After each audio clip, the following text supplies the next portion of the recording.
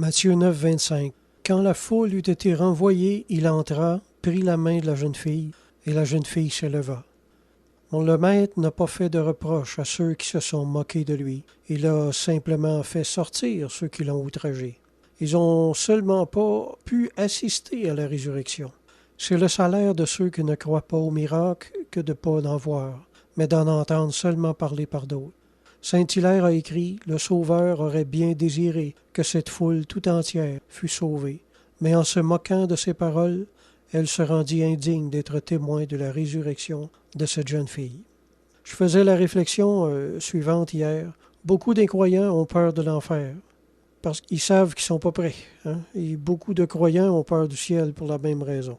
Ils ne sont pas prêts. Oui, beaucoup de croyants ont peur des manifestations de Dieu parce que ces manifestations jettent une lumière déplaisante sur leur état spirituel.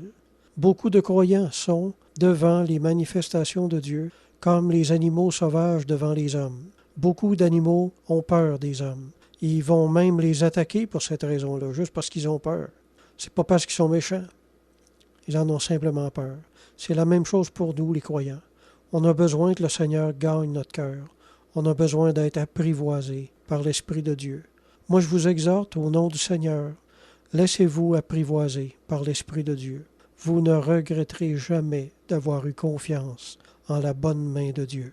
Vous vous en féliciterez même toute votre vie. Ne soyez pas de ceux qui restent en arrière toute leur vie, mais de ceux qui vont au-devant du Seigneur pour le connaître mieux et devenir ainsi beaucoup plus heureux. Amen.